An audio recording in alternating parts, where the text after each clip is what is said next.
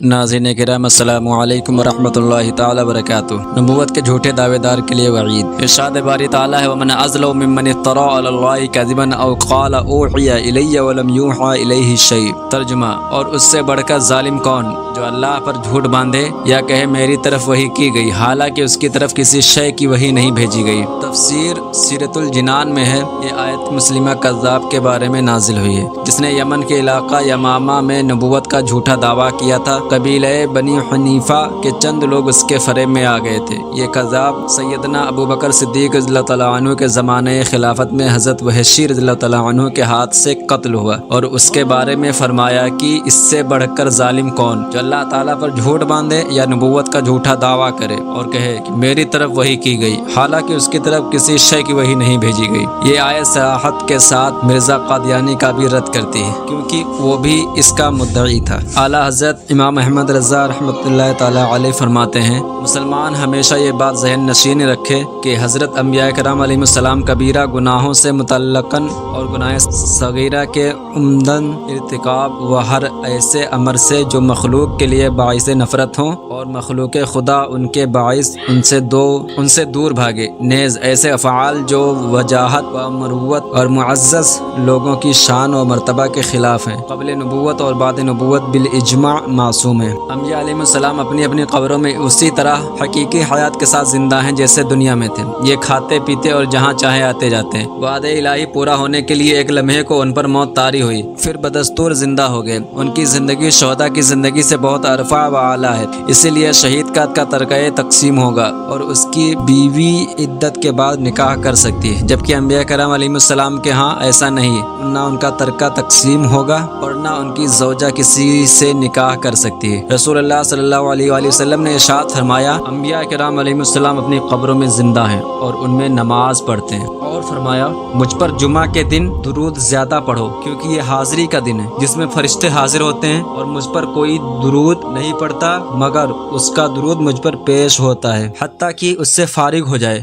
حضرت ابو درداء رضی اللہ تعالیٰ عنہ نے عرض کی کیا موت کے بعد بھی؟ ارشاد فرمایا اللہ تعالیٰ نے زمین پر نبیوں کے جسموں کو کھانا حرام کر دیا، لہٰذا اللہ تعالیٰ کا نبی زندہ ہے اسے رزق دیا جاتا ہے۔ اعلیٰ حضرت رحمۃ اللہ تعالیٰ علیہ فرماتے ہیں انبیاء کو بھی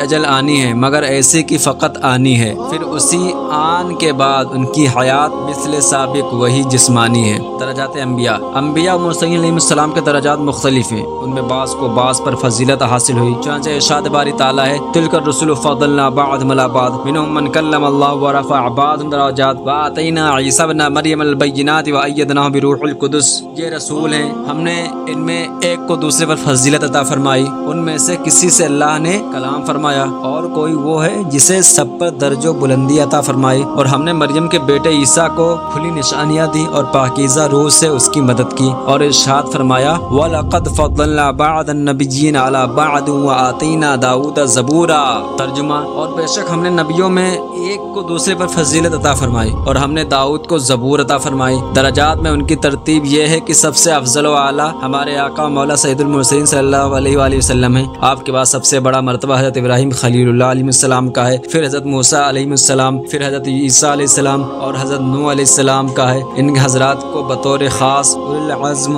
والے رسول کہتے ہیں۔ مجموعی طور پر یہ پانچوں حضرات باقی تمام انبیاء مرسلین خواہ وہ انسانوں میں سے ہوں یا فرشتوں میں سے، یوں ہی جنات اور دیگر تمام مخلوقات الہی سے افضل ہیں۔ تو ہے خورشید رسالت، پیارے چھپ گئے تیری ضیاء میں تارے، انبیاء اور ہیں سب ماں پارے، تجھ سے ہی نور لیا کرتے ہیں۔ اسرائیلی روایات انبیاء مرسلین علیہ السلام کی سیرت سے متعلق اور تفسیر وغیرہ کی کتابوں میں ان سے متعلق بہت سے ایسے واقعات موجود ہیں جو اسرائیلی یعنی یہودیوں اور عیسائیوں کی طرف سے ہم تک پہنچنے والی روایات کا ذخیرہ ہیں۔ یہ روایات تین طرح کی ہیں۔ نمبر ایک وہ روایات جن کا سچا ہونا قرآن و سنت اور دیگر دلائل سے ثابت ہے، جیسے فرعون کا غرق ہونا اور حضرت موسیٰ علیہ السلام کا کوہ طور پر تشریف لے جانا وغیرہ، یہ قابل قبول ہے۔ نمبر دو وہ روایات جن کا جھوٹا ہونا قرآن و سنت اور دیگر سے ثابت، جیسے اسرائیلی روایت میں معاذ اللہ حضرت سلیمان علیہ السلام کے کفر کا ارتکاب کرنے کا ذکر ہے، جبکہ قرآن کریم میں اس کی تردید موجود ہے، جیسا کہ اللہ تعالیٰ نے ارشاد فرمایا وما کفر سلیمان ولکن الشیاطین کفروا، اور سلیمان نے کفر نہ کیا بلکہ شیطان کافر ہوئے۔ ایسی روایات کو غلط باطل سمجھنا ضروری ہے۔ نمبر 3، وہ روایات جن کے سچا یا جھوٹا ہونے میں قرآن و سنت و دیگر دلائل شرعیہ خاموش ہیں، ان کے بارے میں حکم یہ ہے کہ ہم نہ ان کی تصدیق کریں گے نہ ان کا انکار کریں گے بلکہ خاموش رہیں گے، تاکہ اگر یہ جھوٹے ہوں تو ہم ان کی تصدیق کرنے والے قرار نہ پائیں اور سچے ہوں تو ان کا انکار کرنے والا نہ ٹھہرے۔ نبی کریم صلی اللہ علیہ وآلہ وسلم نے ارشاد فرمایا اہل کتاب تم سے جو بات بیان کریں تو تم ان کی نہ تصدیق کرو نہ تکذیب، بلکہ یوں کہو ہم اللہ تعالیٰ اس کی کتابوں اور اس کے رسولوں پر ایمان لائے ہیں، لہٰذا اگر ان کی بات سچی ہوئی تو ہم ان کی تکذیب کرنے والے نہ ہوں گے، اور اگر باطل ہوئی تو تم ان کی تصدیق کرنے والے نہ ہوگے۔